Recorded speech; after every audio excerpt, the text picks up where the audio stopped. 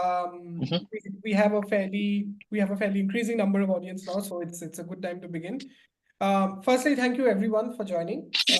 Thank you to the panelists and thank you to everyone who's joined as audience. I think we have had to negotiate and navigate some very wild time zone differences for this, but and I know a lot of you are actually doing this at very not even odd but ungodly hours according to your own time zones. I'm very grateful that for that, and I'm happy that we've been still able to, despite these challenges, been able to put this webinar together. I think this is a good time to talk about Myanmar, given that everything's happening in the country, especially given that everything's happened since October 27th, when a new series of coordinated offensives against the military began in the north of Myanmar along the China-Myanmar border, and then spread across various parts of the country, including the Indian border. And I think the other reason why this discussion is important in the Indian context is because a lot of the commentary in India on Myanmar tends to be sort of ring fenced or limited by a very sort of second order proxy kind of narrative, which is looking at Myanmar through China or through a very narrow lens of just Indian security and political and economic interests. So I thought this would be a good time. This would be a good way to sort of contextualize and appreciate the complexities and nuances of what's happening in Myanmar as standalone events and developments, of course, which have implications on India, China, Thailand, and the broader region, but also to understand what's happening really inside the Myanmar, the internal dynamics. I think it's only by understanding the full complexities of the internal dynamics can we appreciate their implications on the borders and the region broadly. Without wasting any time, I think I would first introduce our speakers here.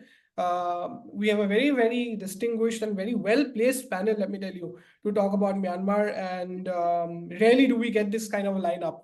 And as someone who follows Myanmar closely, who sort of attends a lot of Myanmar panels, I can tell you that with much conviction. First, we have Dr. Mimi Winbird. Dr. Mimi Winbird joined the Asia Pacific Center for Security Studies in 2007. She retired from the US Army after 28 years of distinguished service. She has served as a Deputy Economic Advisor, Civil Military Operations Plans Officer, and Interagency Operations Officer at the US Pacific Command in support of Operation Enduring Freedom. She had also served as a linguist and cultural advisor to the US delegations attending the ASEAN Regional Forum, POW/MIA recovery negotiations in Myanmar, and Operation Caring Response to Cyclone Nargis, and US-Myanmar human rights dialogues. She researches, teaches, and publishes in a range of areas, including US-Myanmar relations, security dynamics in Southeast Asia, economic and security linkages, and rising inequality and its implications on security. Dr. Bird also has 16 years of civilian private sector experience, professional experience. She spearheaded the effort to establish and launch Sue Foundation at the request of the Nobel Peace Laureate Aung San Suu Kyi in 2013. Dr. Bird is currently serving in senior roles at various organizations across the US and the world, including as an adjunct fellow at the East-West Center in Honolulu, Hawaii, on the selection committee of the USA BCI Myanmar Scholarship Fund under the US ASEAN Business Council Institute based in Washington, D.C., and on a regional advisory committee for Knowledge for Democracy Myanmar initiative of the regional Asia Regional Office at the International Development Research Center based in New Delhi. Dr. Bird has several publications to her name on a whole range of issues, including Myanmar, civil-military relations, counterinsurgency, and gender.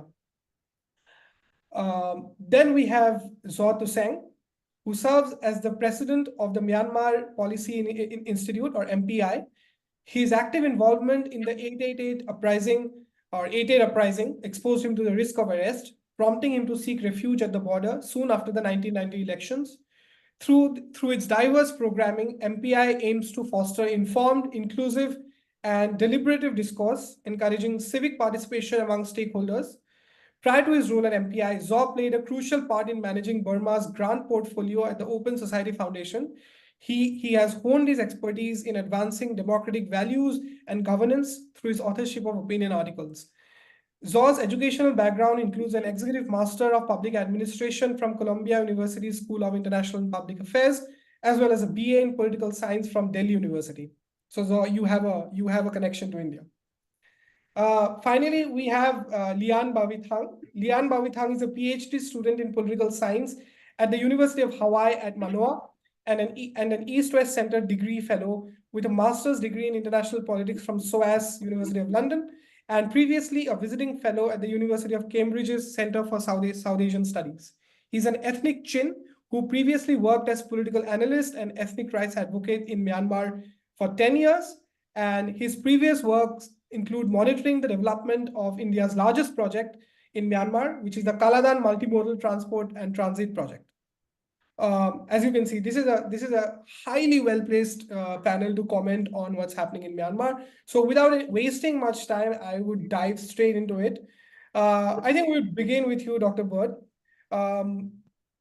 Just as a beginning salvo, I think I have a very broad question for you, which is, could you explain the recent wave, the military and political dynamics of the recent wave of coordinated offensives, which are being now called Operation 1027, including its trajectory since it began almost 2.5 months ago on October 27th?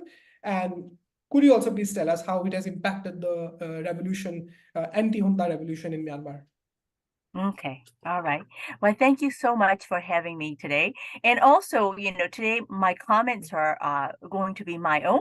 I'm not representing any center or any U.S. government either. So today's comments are my own individual commentary. So I wanted to say that.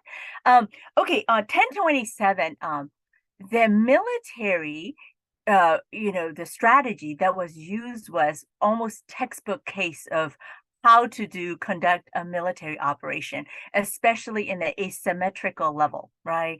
So because the timing is good, the timing is perfectly chosen. Then also they have this operational security was OPSEC was very tight, so nobody knew. It was almost a surprise. And then also they follow with it, and another really good thing was also joint command. Everybody keep on saying that Myanmar opposition must have one chain of command to make it successful, right? But here the three brotherhood showed you how joint command can also achieve the unity of effort that is needed to conduct a successful operation. And then because that require cooperation. Joint command require a lot more closer cooperation, and they showed that to all of us. And then the third, and then they also utilize the strategic communication very well, right? As soon as the military operation, they had the message right away, and then also messaging to the military population target audience, and then the global audience and the internal domestic audience. So it was well done in from looking at it from the military strategy. And also the way also international relation wise, they were able to utilize the China's the interest relating to the criminal gangs, right? The cyber scam issue as a way to relieve the pressure from China. Right? Because up to that point, China has been pushing these groups to negotiate with the military. And when that happened, they were able to utilize it to for China to stop, showing red light. So people always say, well, China showed, green light, gave them a green light. I think the better way to describe is that China stopped giving them red light is the better way to do it. So that was the military operation. But this military operation was, successful because of the previously, for almost 3 years, the other groups, like you have K3C, Kachin Karini, Koran, and then Chin, K3C, together with the NUG, PDFs, right? All the CDMs, Civil Disobedience Movement, they have all been working together to chip away at the military. So military was very weakened. And when they used that timing was correctly with the right strategy, made it successful. But it wouldn't be successful if we didn't have the the almost 3 years prior work of all these other group has done, right? And then post event, right? Then everybody started to follow the suit. It's kind of like what we see like geese flying. When the geese saw that people are going in that direction, every other geese follow in and then started to line up with it. So yes, 1027 was definitely a tipping point in the favor on favor of the opposition, the resistance forces, right? But also you have to account for what has happened previously and then what has happened after, and all together is what you have to take into account, right? And so that's a military wise, but politically also, in order for them to conduct that level of coordination, there has to be some level of political cooperation and agreements among all of them. And even the latest thing with the SAC is trying to break the three brotherhood apart, and three brotherhoods stay together, and they announce like, you know, we have the same goal as everybody, all the rest of the Myanmar people, and they said, don't worry, we are with you. So yeah, I think that politically, they have a really good foundation for cooperation and to develop into really federal democracy in post-conflict environment. Thank you, Dr. Bird. I really want to pick your brains on this, Dr. Bird, because you come from a military background also, which is that there has been some recent commentary over the last, I would say, about 2 weeks or so, which has argued that the pace of 1027 has slowed down. And the military has started retaking, slowly but surely, started sort of regaining some of the ground that they had lost. Especially, let's say, in Zagaing, less so in northern Shan state, but more so in other areas like Zagaing. And also, analysts like Anthony Davis have argued that the disparate gains that the gains that the 1027 made were disparate. They did not amount to any sort of comprehensive, holistic gain for the resistance. Would you agree with that? Well, I think that if you were just following each of the battle, you were going to see the up and down, up and down, up and down, right? But if you look at the overall general trend, though, the trend is in the favor of the opposition, the resistant coalition groups. So I would say, yeah, any given battle, you can have a little bit of blips up and down, but general trend is up. A lot of people call 1027 turning point, but I call it tipping point, because tipping point is always, once you hit it, you can't go back. Whereas turning point, you may be able to turn it back, right? For me, because of the military, the military organization in Myanmar military organization is no longer a professional military organization. It has become the organized criminal gang, and they behave like that, and then they have endemic corruption. When you have that level of endemic corruption within the military organization, it is not an effective fighting force, right? And also strategy. It's not about firepower when you're fighting. When you're it's about strategy, and the Myanmar military does not have the strategy, does not have a winning strategy. They are still using strategies of 1950s. They have not accounted for the changing operating environment. And that's why people with many of them are like PDFs, who are poorly trained, poorly resourced, poorly organized. But when they have a ground battle with these military forces, they're more killed in action or injured on the side of the military. It's because of wrong strategy and then poor morale, and because all that corruption that they have faced. So that's why I'm a very optimistic about the people's side, because understanding the military internal working. But on top of that, military, when I was working with them very closely for last 7 years, what I realized was that they think they train everybody to be fearful. They think fear is discipline. You cannot win battles or wars by having your officer and enlisted people, soldiers, that are always fearful of everything. All they know is to follow orders, and they think following orders is discipline.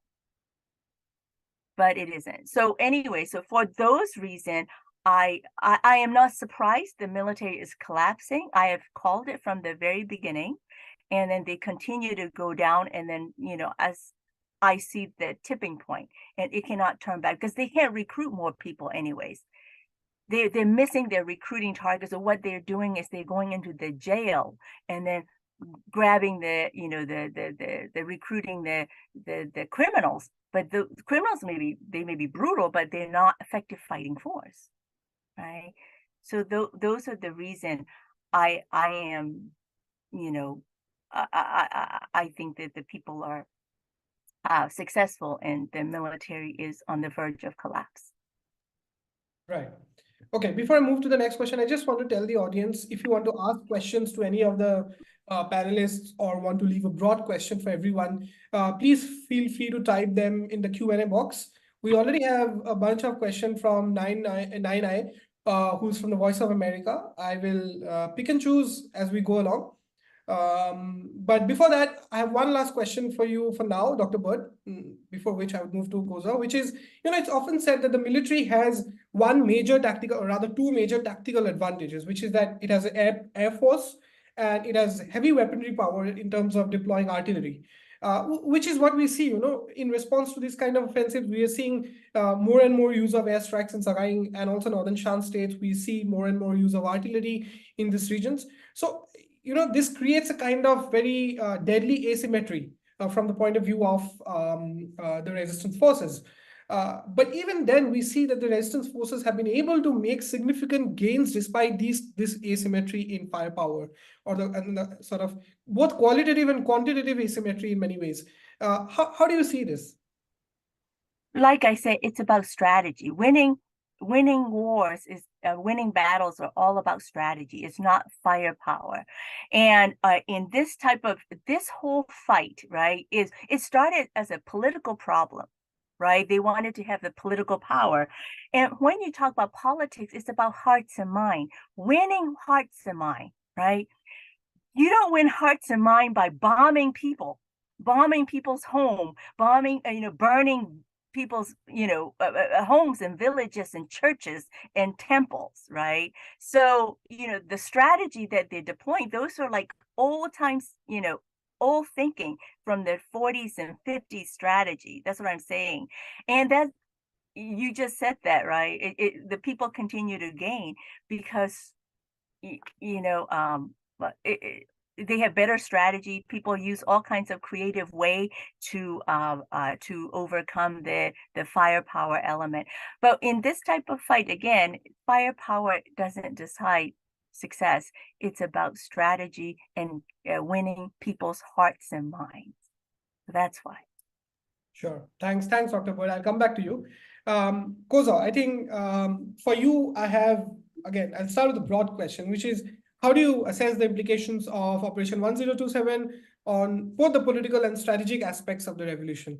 And I suppose you have a presentation, so I think this would be the right time to do that, to showcase your presentation. Thank you, Shaman, for nice introductions, and hello to the audience, and including Dr. Mimi and Golean. So okay, you can see my slide, right? Yes. Okay, so yes, I'm gonna be mainly talking about conflict landscapes and security dynamics in Zagai, which is the heartlands of Burma, bordering with India. Since we have most of our audience are from India, so hold on. So I'm gonna be covering about three topics. Discussing about conflict landscapes in Zagai, and talking about these, what is going on in Zagain currently, and also over the past three years, let's say almost 3 years, and also including facts and figures about the displacement and also number of houses burned down by Burmese military, and then as the last topic, I will be talking about evolving security dynamics with implications on the political economy in the region. Since Dr. Mimi already covered most of what is going on, I just like to warm up my discussion by showing this map, how this map reflected what she has just talked about.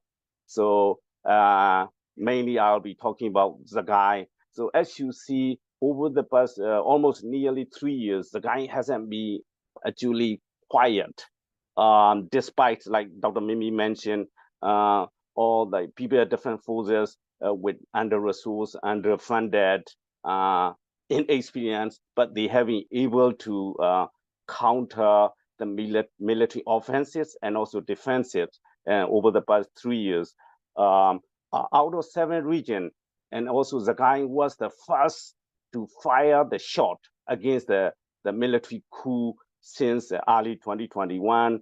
This is kind of significant because I know the region. I was born there, I lived there, I grew up there, though I haven't lived for the past 20 years because unlike many other ethnic armies and peripheries, young Burma ethnic in Zagai had no history of armed resistance or things like 1960, the military first took over power, and there was no history of like combat experience, and these not only armed resistance is active, public demonstrations almost every day taking place also feel the political process showing rejections of the military coup in Burma. And also the heartland, also known as dry zone, has been home to producing farmers, monks, and soldiers for military, in fact, over the past like 3-4 decades. That's why Zagai being epicenter of producing young fighters for the People's Defense Forces to be really significant, and that's why all the clashes, as I show you in the map, has been intensified and never been always. They have been fighting. They have having like events of clashes all over the 37 townships. Just showing you the pictures of farmers and soldiers, and also couple monks working with soldiers, and also most of the monks are also demonstrating against the military coup, and these are the young PDF fighters I was talking about earlier. So instead of joining like in the past decades, the Burmese military, now they are taking up arms trainees, arming themselves. Even like you can see in the right pictures on my right, producing like handmade short-range launchers for military offenses, and also homemade drone. And speaking of farmers, so military, after not only they are becoming the soldiers for the PDF, People Defense Soldiers, they are also working alongside with farmers for producing rations for them, because of the collaborative nature of farming and community and culture in mainland in Zagai. Their resilience level is very high. That is the reason why, without even like outside intervention or limited resources, the armed and conflicts in against the military in Zagai has been really sustained, and for the at the same time, and also for the first time in history, and the Burma majority within these communities are demanding regional autonomy. For example, there was a Zagai forum launched by more than 100 local groups. At the same time, regional lawmakers who were elected in the past, the 2020 elections. They just named the Sagaing region into Sagaing Federal Unit. Despite these military atrocity, local communities and villages have been really vibrant. And also, let me discuss the facts and figures. If you see this map, the military has been targeting almost every corner of Sagaing region. There has been more than 150 airstrikes and area bombing over the past almost 3 years, killing more than 300 civilians and destroying more than nearly 60,000. This is like compared to, it's a top, more than half of the whole country burned down by the Burmese military. And also, the region, the Sagaing region has about 5-something million population, about 1 million. Also, about 20% of the Sagaing population is being displaced over the past 3 years. And there's with the humanitarian emergency, but the resilience and also resistance movement remains strong regardless. And if you look at the dispositions of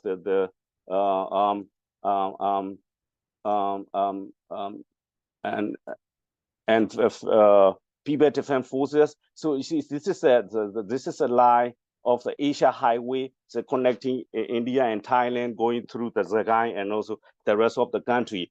So you can see the red draw are where the red pins are where the PDFs are located. When you see the green square are where Burmese military bases are, but they have been cycled or surrounded by the military. The PDFs around the regions. And there are about, it go up and down, but maybe plus like 20, minus 20. There have been about media report about 200 PDFs across the Sagaing, and many of them are under the National Unity Government Command, NUG, Ministry of Defense Commands. The others are like allied with Sagaing Forum, serving only the local community. This is the picture of how they dominate the roads connecting between Mandalay and Mongyua, which is like main transportation roads connecting between India-Burma border through like Mandalay and then to China-Burma border. I know these PDFs, because of a big number of them, they have been going through challenges for better coordination and timely collaborative offensives. But because of telecommunications and disruptions and internet cutout by the military, Burmese military, these PDFs are trained by Kachin Independent Army in the north, and also some of the ethnic army from the northern Shan state. Speaking, since the Ashaman started the questions for Dr. Mimi around this 1027. So I like to touch on a little bit how, and also groups in Sagaing are also inspired by, so these three brotherhood alliances that is like led by Kokhan Ta'an National Liberation Army and Arakan Army. And success of the 1027 have brought have been able to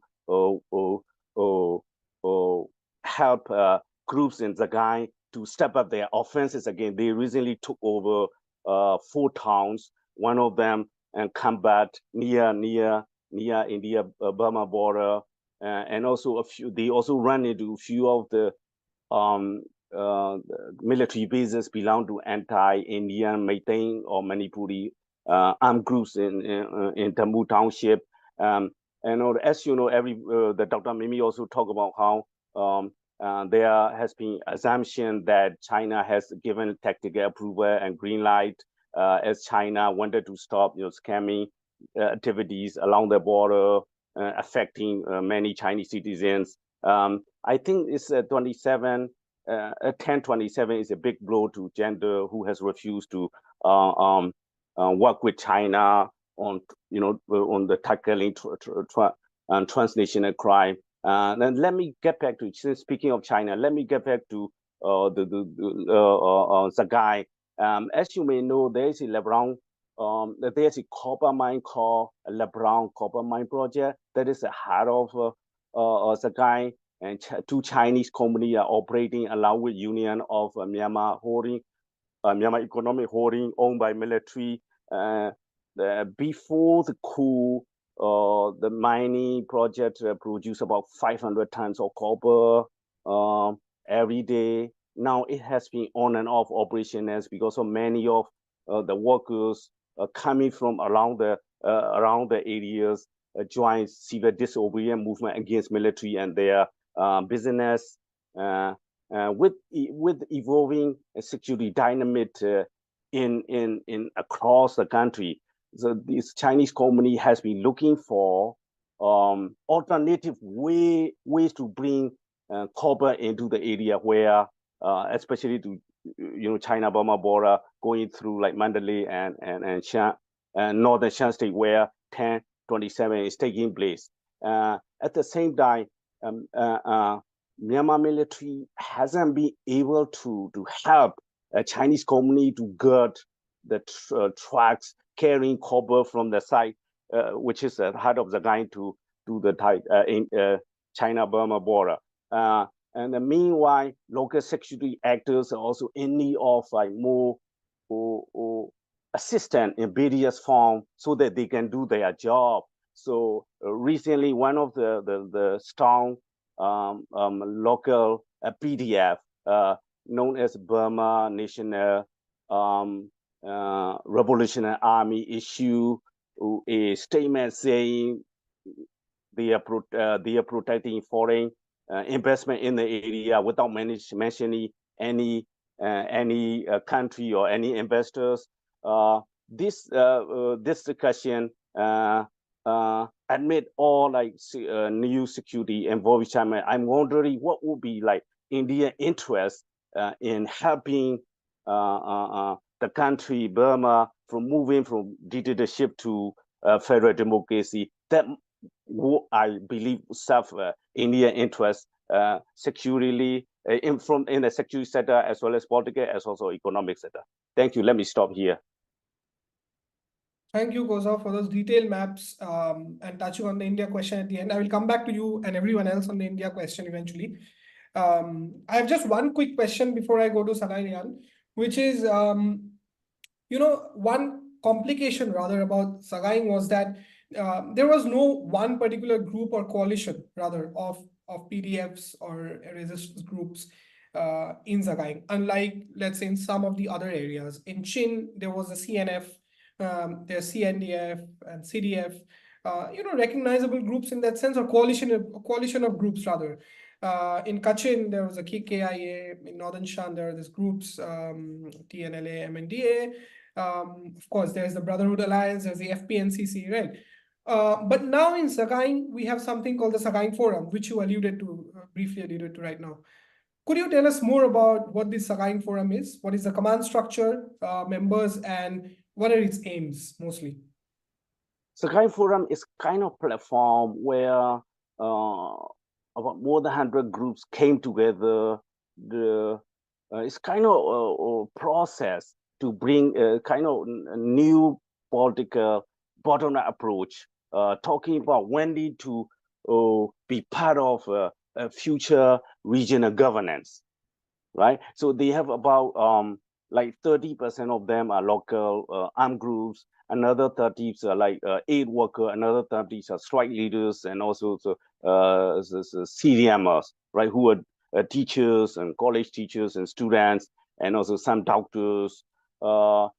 Basically, they want to be part of the regional policy making process as I'm sure you heard about how like for the currently and also now in Chen, they have started talking about like sub-national governments, right? So that is how they came together. Meanwhile, they are also in conversation with groups like that I mentioned, member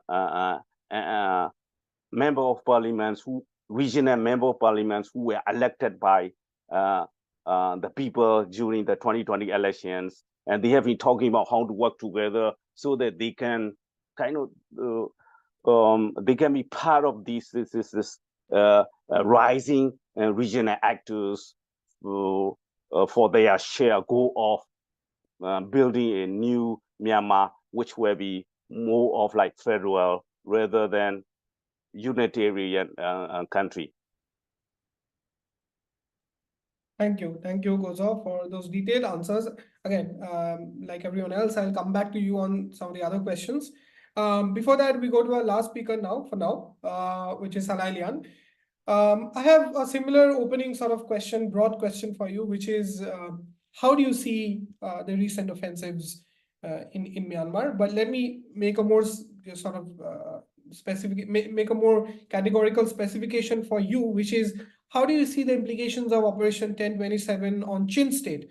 Especially because, you know, a lot of the visible gains that we have seen along the border have been in Chin State, which is, you know, capturing of border towns like Rikhodar, and other urban centers, either very close to the border or proximate to the border, Indian border. So how do you see this? Yeah, first of all, thank you for having me. I think like in general, the 1027 operation has been kind of like very significant. I think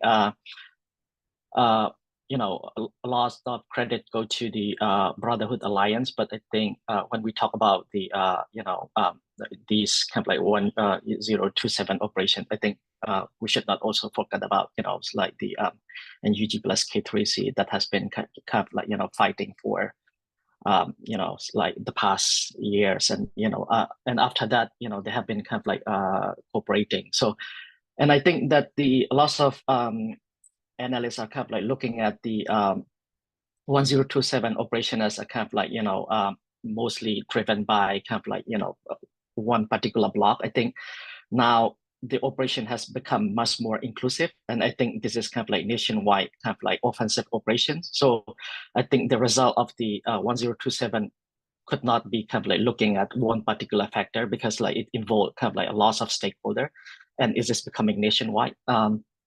And in terms of the how kind of like, you know, the operation impact to the, you know, chain is, I think similar to others, is kind of like give a fresh hope to kind of like chain resistant groups.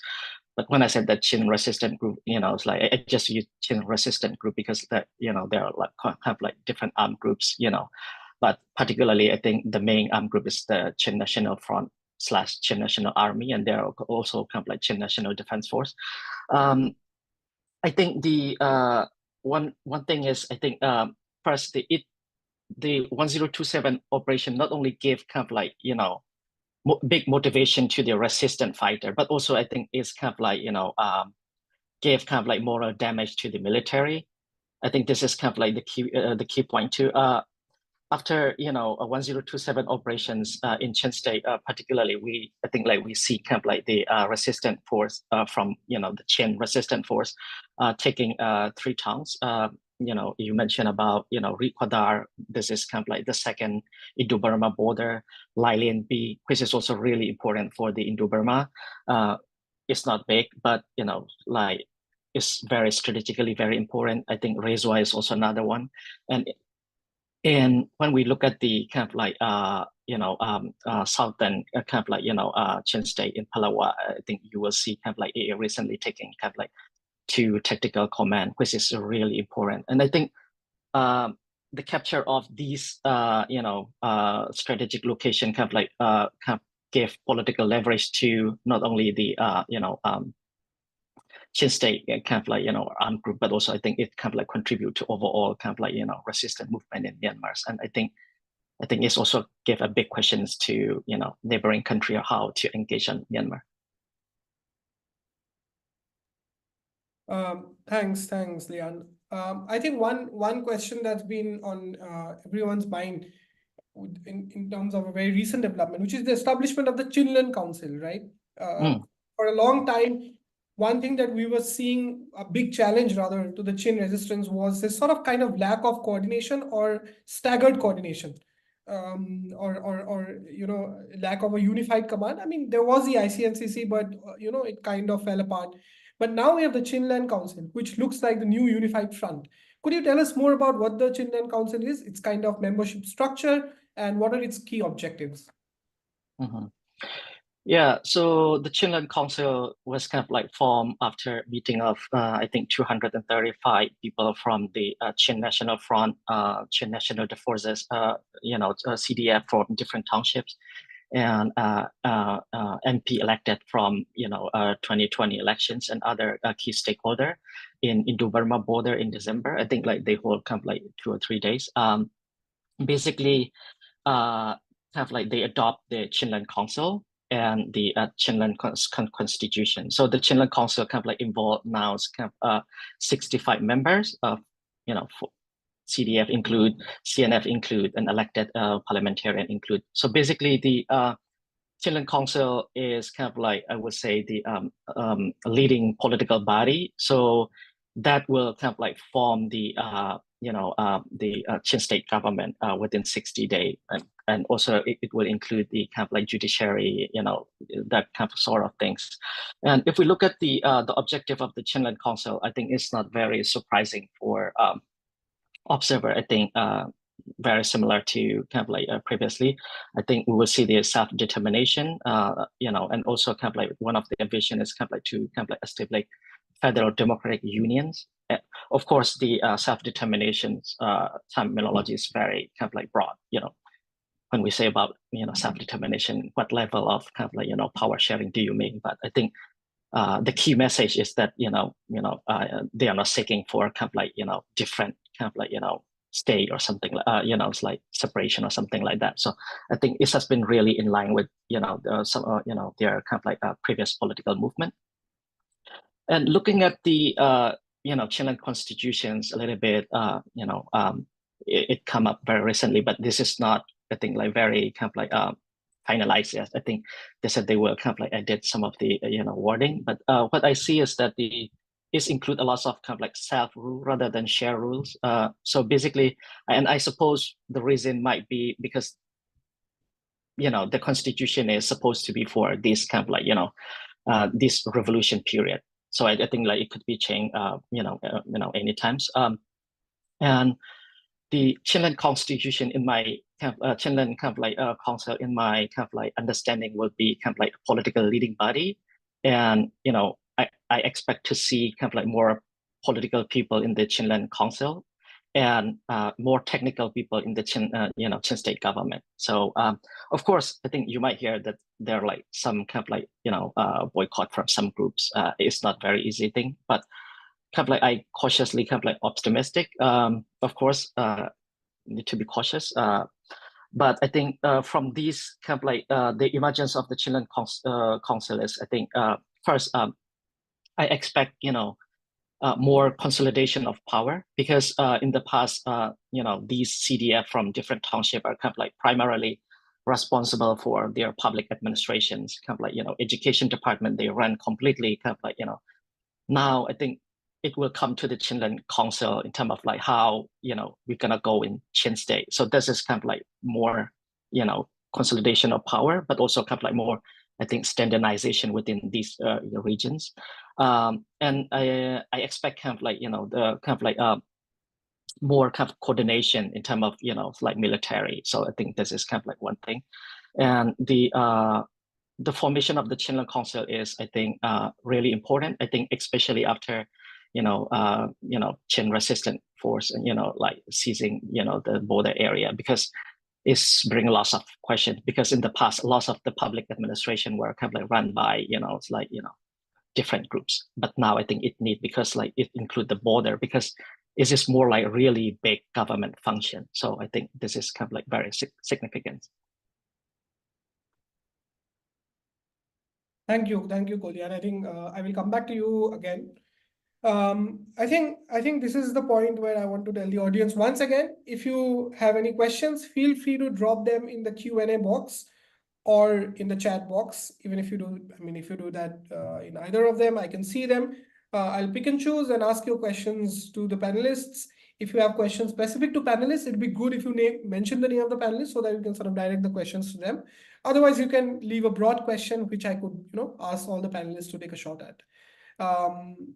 Yeah, so we have a couple of questions, but before that, Dr. Bird, I wanted to ask you specifically about the US strategy on Burma, specifically with regard to the Burma Act, because that's something that's a specific reference point that we have to understand what the US, how the US looks at Burma today. The Burma Act, one of the main criticisms of the Burma Act was that it was very notional in terms. It was quite sort of normative without any kind of sort of material follow-up to that. But I want to ask you, when the US says non-lethal aid, because that's the focus of the Burma Act in many ways.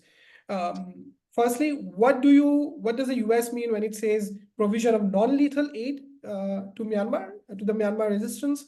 And how is non-lethal aid important for the resistance? And secondly, do you see any kind of real or expanded implementation of the Burma Act in the months to come or in the next sort of iteration? Dr. Mimi, you were muted. Okay, so U.S. Burma Act, right? So pull back a little bit and say U.S. policy or U.S. position toward Myanmar has always been very democracy led, right? U.S. don't really look at China calculation at all. It's much more just purely democracy, restoring democracy or making sure Myanmar is democracy or, Myanmar democratic, when it was democracy, how it could be more institutionalized and, operate in more democratic principle. And that's what always been the way. So that's their position. But Burma Act is one of the most, yes, Burma Act is non-lethal and technical assistance is what it says. And based on all that, when we review and analyze all the winning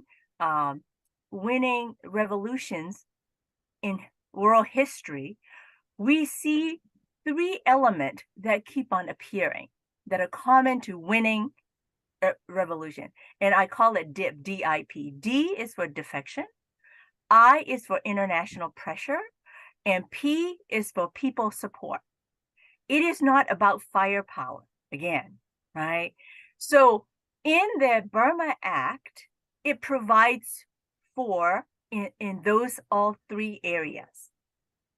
So that it has a program. It says it's authorized a program for former combatant of Myanmar military, which is defectors, right?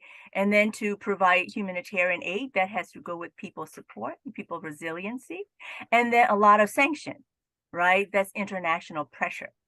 And I think the most valuable piece of Burma Act is the recognition of EAOs, ethnic armed organization, in the history of Myanmar. They have never been recognized.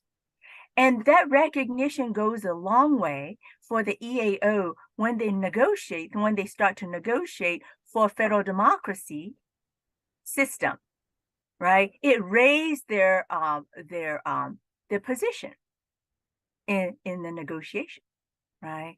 So I think that out of everything, I mean, if we can get all the pieces funded and deliver, it's great.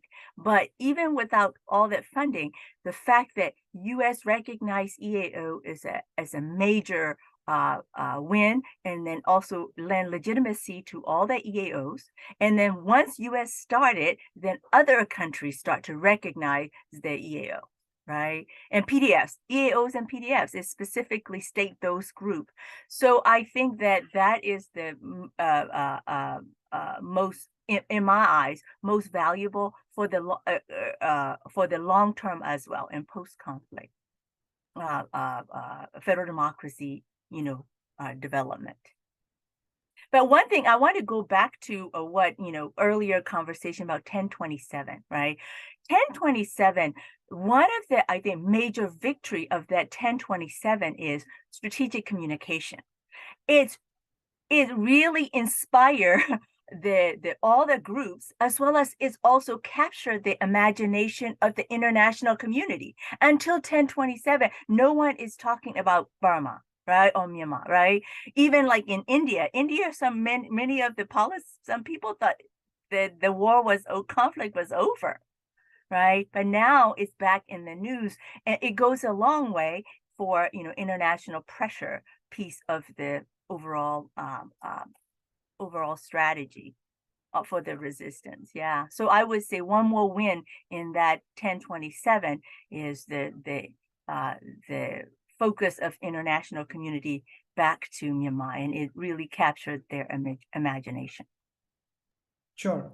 I'll actually pose one question that Nayan Chanai from Voice of America has asked you on the chat box, Dr. Bird, which is one of the questions that I'm picking from here, is how would you evaluate the National Unity Government's effectiveness in representing diverse interests and fostering unity among various ethnic groups in Myanmar? Yeah. NUG has a lot of challenges because they had to put it all together while they're on the run. Many of them lacks travel documents, and so I think that what they have done so far has been remarkable, giving all the, like challenges and all the weaknesses they have. And the unity, I think the unity is a little bit of a high bar, but they have been able to get people to cooperate across different groups, right? Because if they weren't cooperating, we would not see the current success, right? The success level is the indicator of how much they were able to bring people together, right? But that doesn't mean that they're perfect. They're far from perfect. They have a lot of weaknesses, and because they have a lot of challenges that they have to overcome, both structurally, organizationally, as well as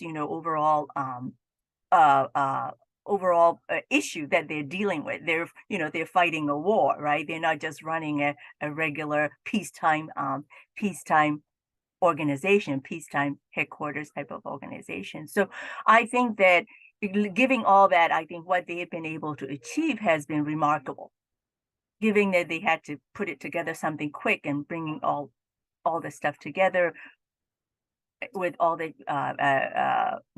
division that is sold by the military before. The thing is, military keep on saying they are needed to keep the country together, country stable.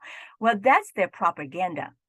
They have been the primary source of instability and division. So if we remove them, people will come together and they can work things out. But it's the military strategy has been to keep people divided, right? And as a result, they have been the creator of instability, right? Because of them, the Rohingyas, it's not the people doing it, it's the military did that, right? So anyways, so don't get caught, don't, fall into their trap, their propaganda. The military is the one needed to keep the country together and stable. Thank you. Thank you, Dr. Bird. Kozo, I think there's one question for you again, which is, how would you describe China's influence? I think you briefly talked about this, but probably in somewhat greater detail you could answer this question, which is, how would you describe China's influence on Myanmar's internal dynamics, especially in the context of the ongoing conflict? Again, this is a question from Nayan from Voice of America. It's a good question, and I'll try to answer it differently since I study policy, right? So let's look at, when we implement policy, we have losers and winners, right? So let's say let's put together out of this what is going on around 1027. So we have three parties, let's say, right? China, SAC, and also this, ethnic armed groups. along who are also ethnic armed groups, the three brotherhoods, and not just them. As you know, it's kind of underreported, but a lot of Burma young that I was talking about, PDF, who are loyal to NUG, right? Out of these three parties, two are the winners, China and the ethnic, along with the PDF, and the SAC is the loser. Let's put this way, right? This is the easiest way to answer that question. Hope it helps. It's answer the questions. Right. There is another question for you, Koza, which is from Jay Bakshi, which is, what is the source of ammunition for armed groups? What is the role of drug trafficking and cultivation in the region in funding the junta and or challengers? So so first questions around source of the funding. So like diaspora, Burmese diaspora in the US, especially in Western countries, and even in a few in Asia country, and mainly in Canada, European countries, especially in Australia, they are quite active. And then MPI recently conducted the survey assessing the diaspora funding. So it's we found out that we are still working and producing this report, but the about out of like respondents, about 1,800 respondents. So we average the number that it seems like about, by average, Burmese diaspora are donating about $1,000 a year to PDF, local PDF, and also NUG directly. So though we don't know the exact number of, like in the US, the Burmese diaspora, they are having like official figures about 200,000 Burmese refugees or Burmese diaspora here. So hope that answer the funding source. And also, and even in Zagai, there are reports about how mothers and wives and also auntie and uncle selling their jewelry so that their kids or their brother, they can buy automatic rifles, right? When they started the revolution, they started with handy rifles or your homemade IEDs. Now they are proud to hold these automatic rifles they bought from eastern and northern Shan state, right? So hope that answered the first question.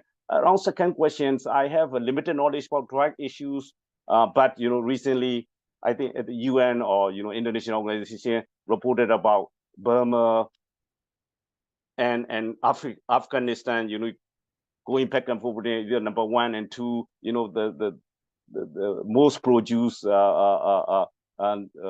illicit, drugs in the war. I have limited knowledge about that, but I'm sure that everybody is aware of how drugs are flowing into the India on the border because of the changing security dynamics. And I'm sorry, I have limited knowledge about this drug issues. Yeah. Sure, thanks. Kolyan, I think the question that we posed to you has been already discussed in terms of the insights into the motivations and implications of the Three Brother Alliance. Instead, I would ask you the question that Shashank Mattu, who's a foreign policy correspondent in India and reports for Mint, has asked. And to the other two panelists, Dr. Bird and Koza, please feel free to answer this too.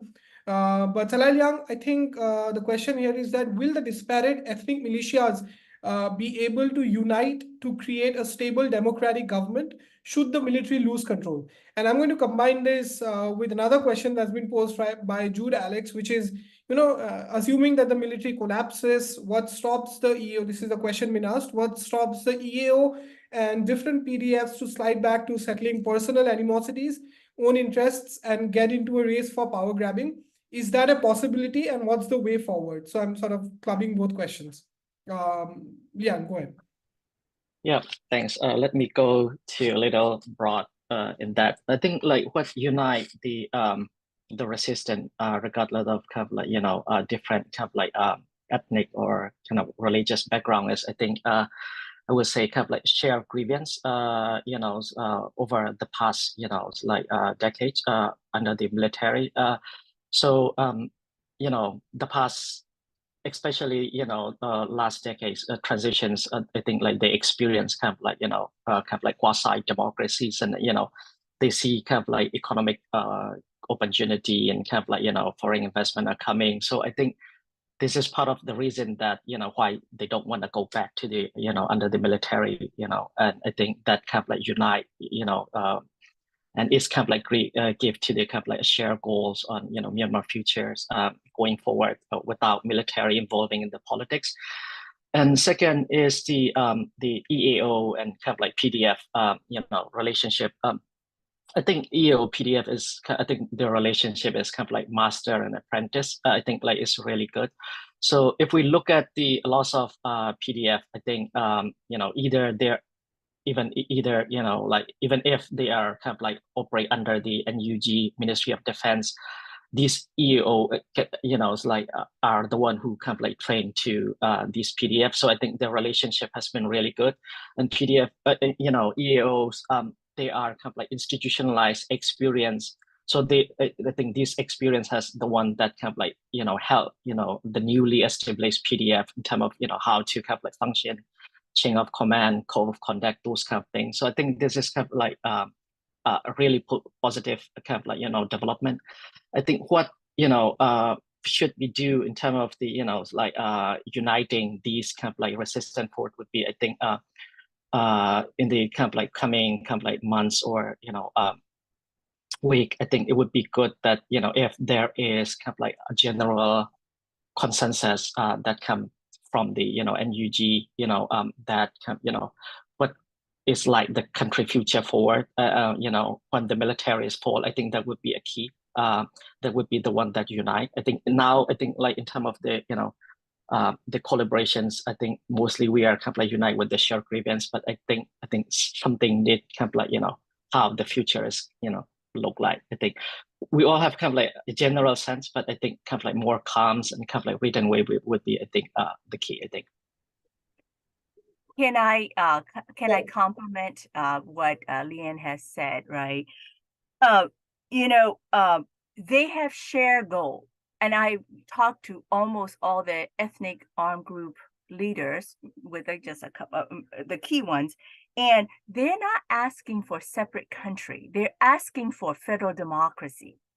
And they understand that many of them are landlocked areas. So if they are a separate country, they won't have access to the ocean. So they'll become like Laos, Mongolia, Nepal. And, for country to really develop, they need access to sea. Right, that's one. And then they understand that if they are little countries like Laos, Cambodia, they will be, easy to be manipulated by the larger country, larger neighbors. So I think they understand that reality. So they have a really clear common goal.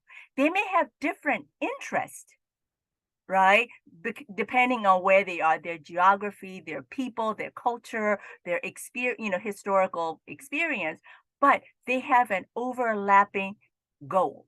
They have a common goal. And so that is what's going to keep it together, as well as now that nobody came to help Myanmar people to fight against the military, they had to cooperate to get this level of success, to reach the tipping point, right? And that is the foundation for post-conflict, building of federal democracy. So, the silver lining in the fact that nobody came to help Myanmar, they had to help themselves, right? And so they had to pull together, even the northern some of the northern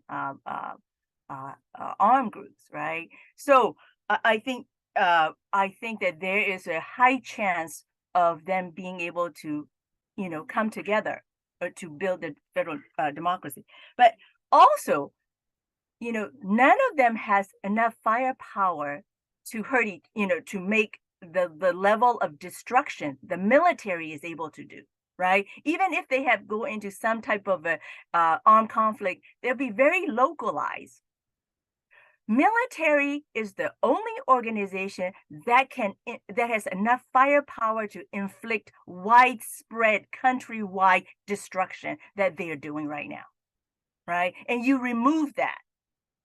So that's why you have to do that. And then, like I was saying earlier, military is proactively trying to divide, right? That's their strategy for the last 75 years.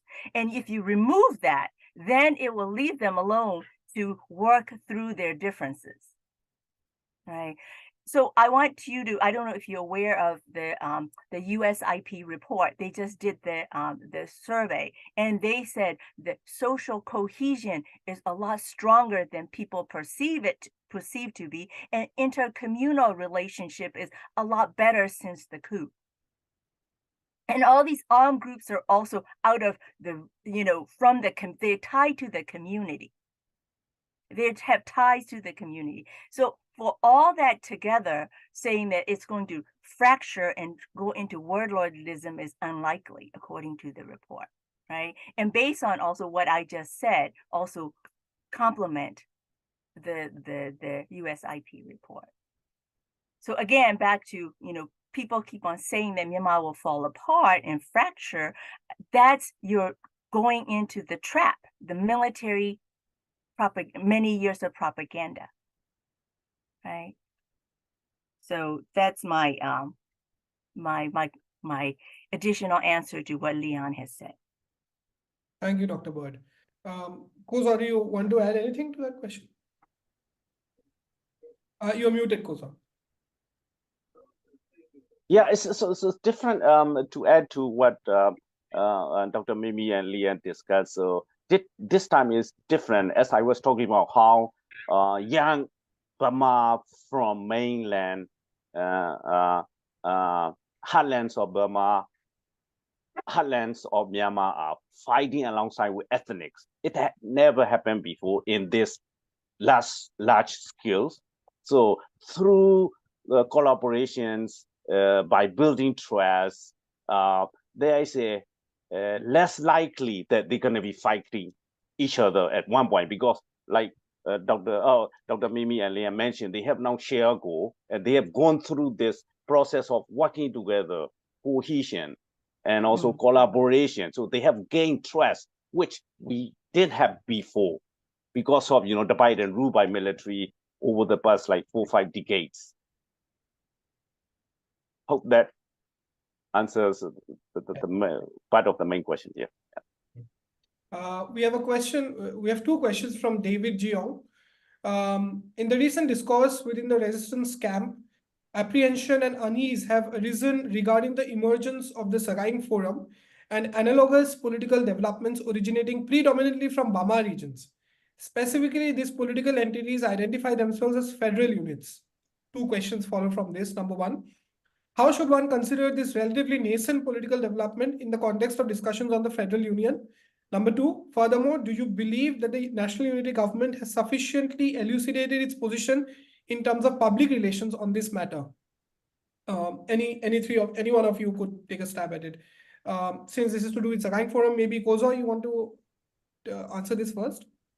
Yeah, thanks. This is a good question.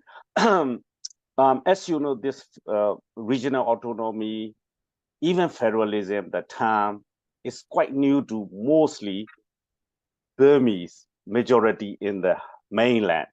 So, but now, they are talking about it. They are talking about working together, like as I mentioned, the Sagaing Forum, working with local groups that are not under the NUG. And also, meanwhile, they are also engaging with the National League for Democracy regional member of parliaments who were elected 3 years ago. They are working together so that they can be in control of 5+ populations in Sagaing that has about 37 townships. So it's just work in the process, new to everybody in the region, but they are learning a lot about how they can work together so that they can, like Liam was talking about, they can, be self-determined in the coming years. Yes, to follow what Guzo has said, their self-governance is new to really everybody, and especially to the Burma majority. They've always been ruled from the center, right? So, I think it is a good thing. To me, the Zagain is coming together as the self-govern. They're starting to understanding of federal democracy to me by forming this Zagain Forum and trying to start the conversation and discussion of self-governance, local governance, right? Whereas for the ethnic minority groups, they have always talked about that's what they want. So they're a lot more ahead of the game on the understanding of self-governance and federal democracy. But I see the development of Zagain Forum or Magway Forum, those things as the enlightenment of the Burma majority, in those areas, understanding of local governance, that they don't, they will be a part of the federal unit. They will be one of the federal units in that governing structure. Yeah. Right. Thank you. I think so. We're slowly but surely moving towards the end here, but we still have about 20 more minutes to go. So I think now I'll come to the India question here, since a lot of our audience is predominantly Indian, comes from an Indian context. And I'll begin with you, Salai Lian, which is, and when I ask, I will also combine a couple of questions that we have on India, which is, generally speaking, how do you see India's policy or strategy towards Myanmar in the post-coup landscape? What do you think India did wrong? What should have done? What should it have done differently? And what can it do now, going ahead, given the recent victories of the resistance along the border? And these are also the common themes of some of the questions that are being asked here. I'll come to more questions after this. Salai Lian. Yeah, thanks.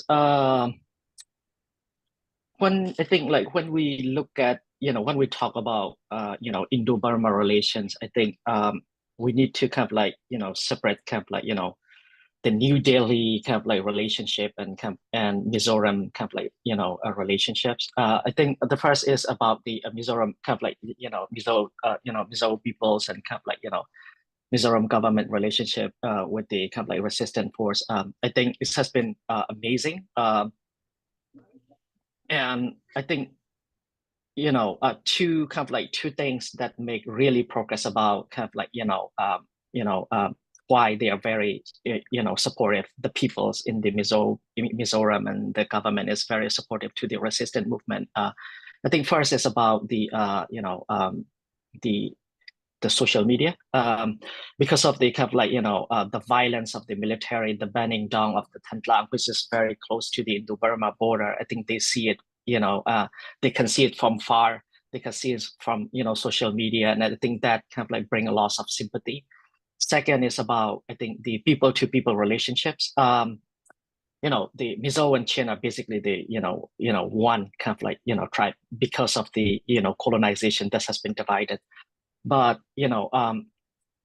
over the past decade, what we have seen is that there are lots of people-to-people relationship improvement.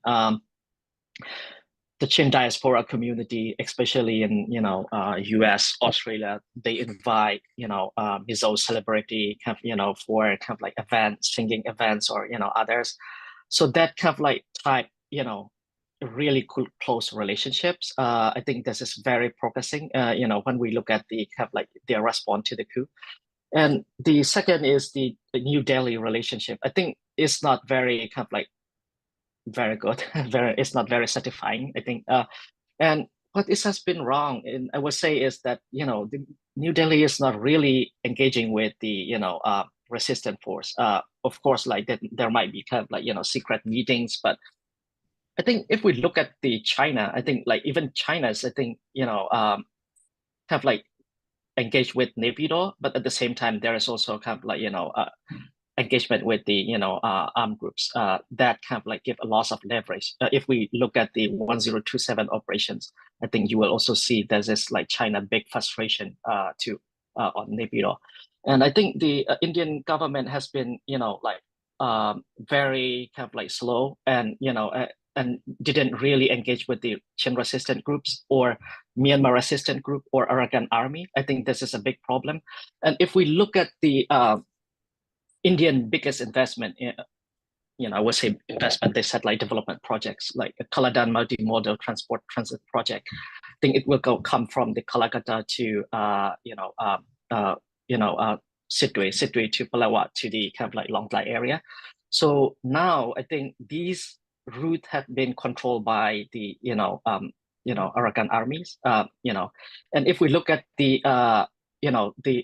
the biggest kind of like Indo-Burma kind of like trade border Tamumure areas encompass the resistant force recently, take the, military outpost that kind of like block about, India, Myanmar, Thailand, kind of like trilateral highway. And second is the second Indo-Burma route, which is Rikotar, recently taken by the, Chin armed groups. And there's also small kind of like, path, Rezwa, and it's like we will see kind of like you will see the Lailan beat that's recently taken by the resistant force. And I think if the Indian government did not engage with the resistant force, I think they could not operate basically their kind of like investment. So I think this is really time for Indian government to kind of like review kind of like the policy and to engage with the resistant force in Myanmar. And I will say to this, a lot of people doesn't bring it, but I think like Indian government has been really, I think, supportive to the SAC over the past 3 years since the coup. We know that when the military kind of like bombed to the CNF camp, some of one bomb has been kind of like I think 2 bombs has been landed in the Indian territory. Even there is social medias like coming up, Mizo people kind of like posting on social media, but I think it was denied by New Delhi at first. And second is about when the 1027 operations start, I think the Chin resistant force after taking Rezwa, Lailanbi, and Dibwals, we have seen that some of the Myanmar military running to the Indian territory. And these people has been sent back by the Indian government to the Myanmar military. So, I was kind of like looking at the number, and I think it was something, I think like more than 70, has been sent back by the, Indian government. And I think this is not really kind of like helpful in terms of like, building relationship with the, NUG or, other. Can I Yes, also compliment what Leanne has said? I think you also said it, Benjamin, earlier. Indian government need to look at Myanmar less through the narrow lens of anti-China, balancing China, right? Much broader. And they need to pay more attention to the internal dynamics, what people want. And if they had paid a little bit more attention, they will understand that military is not too big to fail. They would have understand that, right? So the fact that they don't pay attention to what's happening internally, how the operating environment has changed over the last 10 years of democracy, they just following what is seemingly, I don't know for sure, like what China model, right? China did this, so therefore we got to, follow that. In fact, I think that India, being the biggest democracy in our area of operation, should stay true to its democratic values, right? And then follow the people desire. And the fact that Myanmar, when it's democracy, it can withstand the pressure from the major power when it's democracy. When it's military, every time China is able to utilize the endemic corruption with the military to manipulate, right? If you see it historically, whenever there's a military's in charge, a lot of China's, was able to manipulate, but also it's also create a lot of instability. Military regime has always, like I said, on purpose, they are making the division, and that create this instability, right? So democracy is the best, the best next best thing for Myanmar. So India being the big democracy, follow your principle, you know.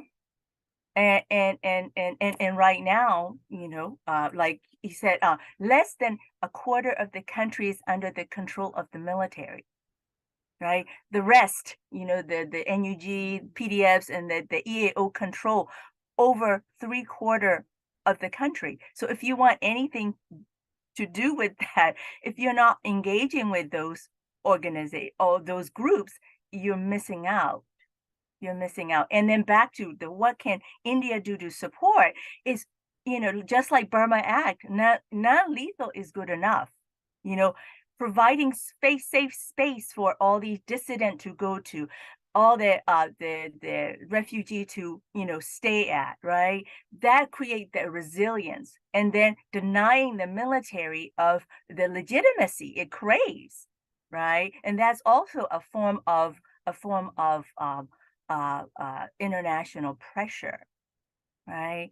So I'm not asking for India to provide arms to the resistance group or the ethnic armed organization, but if they do, these type of humanitarian support, it can go a long way to really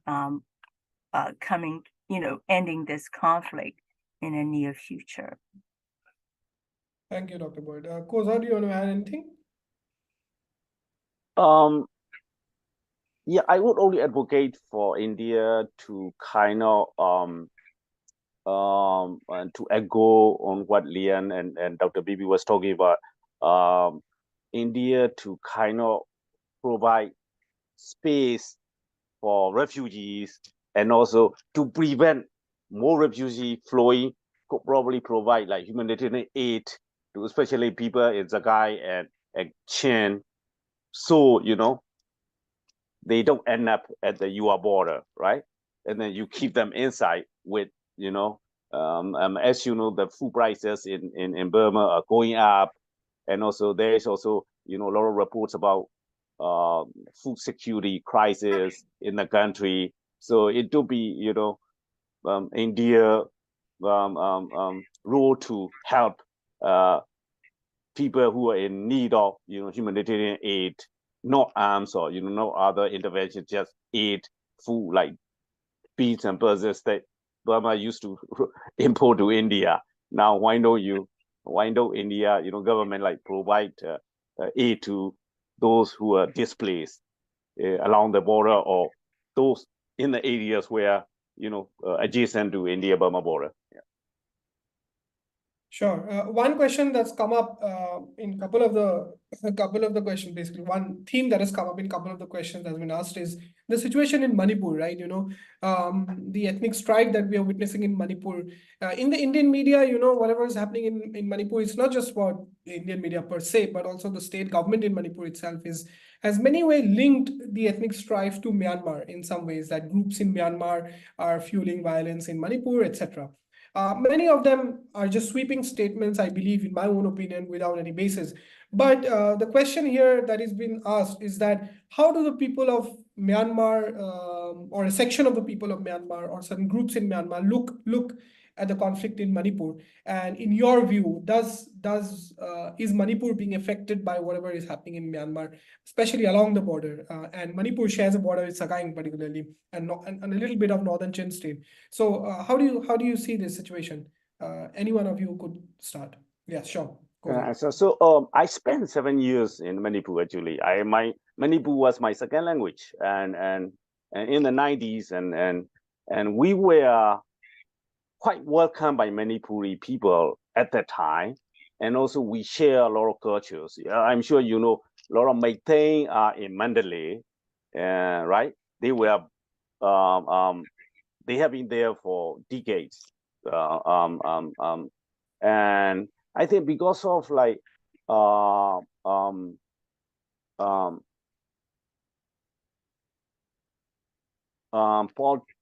some politicians in Manipur, they're creating this narrative.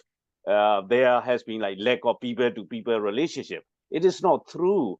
The politicians create this mess going through because I live there. Along with like about 300, 400 Burmese, we call it refugees or student activists that time, right? And also, of course, because of if you look at Nagaland and also Chin State and also Kabul Valley, people go in and out, but there have been never problem before like this much. I think this kind of narrative and then unrest are created by some politicians for their personal gains rather than what is going on or distrust, rather than any distrust among the communities across the border. Sure. Anyone else, if they want to add to this question, feel free to. I think the Manipur specific question, I think Guzo is the best person to answer that, is because he has really experience with that. So yeah. Sure. I have one last question. Actually, a friend of mine has asked this question. I wanted to put it. It's a relevant question, which is, I think, in bits and pieces, all of you have alluded to it throughout your remarks. But India has critical developmental interests in Myanmar. Particular projects like the Kaladan project, the India-Myanmar-Thailand trilateral highway. And right now, what you see that both of these projects pass through areas that are controlled by the resistance forces, both PDFs and ethnic armed organizations. What is the general view, or how do the resistance forces, both PDFs and EOs, look at these projects? What are the views on these India funded projects in Myanmar? Anyone? Guzo, do you know? Are you talking about Kaladan project, or maybe Liam will be the best to answer about that? Talking about both Kaladan and India, Myanmar, Thailand, the transition highway project. Both. Yeah. Liam, you want to start so that I have the time to think about it? Okay, sure. So yes, yeah, before I kind of like go to the how resistant see the kind of the project, I think let me go back to a little bit to the pre-coup period, because I was heavily involved, I think like 4 years involved in monitoring the development of the Kaladan projects. At that time, it was expected to finish in 2014. Now I think like kind of like saying end of this year, and the amount of the project has been kind of like developed. I think now it's like almost $500 million. And I think the when I was doing public kind of like consultation in these local community in Arakan State and southern kind of like Chin State, Palawa, along the Indo-Burma borders. What I see is that the nature of the kind of like the project is kind of like welcomed by the local people. They very welcome, but I think the frustration has been there is kind of like a lack of public consultation to this community, and there is a lot of worry about the how kind of like compensation will be addressed, because in Myanmar a lot of the development project has been kind of like funded by different foreign company. Sometimes they pay the compensation through the the government, and the government is the one who take the money, and the local are the one who suffer. So this is another concern that they have. And the third is the impact assessment is not properly done. I think I know that like Indian side has been done by the independent party, but in Myanmar side, especially the how it gonna affect the from Palawa to the kind of like the border area is not properly done. So I think this is kind of like the frustration. And after the coups, the resistance force doesn't really have kind of like rejection about the Indian projects, but I think the one unhappiness has been, I think, kind of like, Indian kind of like trying to kind of like finish the project and engaging with the military, the SAC regimes, and not consulting with the resistant force has been, I think, a big major failure, I think. Yeah. Thank you, Lian. I will add to what Lian already said. Given the changing political dynamic and also security environment, at the time when Chinese active involvement in Burma, right? India should openly engage with NUG at the international or national level. Why engaging with like subnational groups that Lian and I talk about, right? Chin subnational and also local actors in Zagai, including Arakans, and so India should not be fear of Burmese military retaliation, who is, like Dr. Mimi said, not able to hold the country together, right? Quite frankly speaking, SAC or military regime cannot do anything, nothing to but they only talk about it. Even like, as I was talking about, because of their shrinking size of the military capability and also diminishing of their coercive power, they are not even able to help Chinese company bringing, transporting copper from Zagain to the China-Burma border, right? So India should engage with many other stakeholders to be inclusive in order to be successful of the investment they have done in the past, recently in Burma. Hope that answers your question.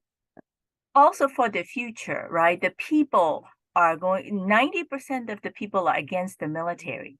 So, if you're going with the military, you will get the wrath of the people. And so it won't be a good environment to do business afterwards, right? I think that it is time, especially now that we're at the tipping point, for India government to lean in and start to engage with all the stakeholders in Myanmar. Right. Thank you, Dr. Bird. I think with that, we have come to the end of our time. We've really covered so much ground in this 1.5 hours, even by the bewildering standards of discussing Myanmar, which, all you couldn't even end if you take the entire day. Such is the complexity and the breadth of the issues in Myanmar. But as I said, in 1.5 hours, I think we have achieved remarkably in doing at least a part of that.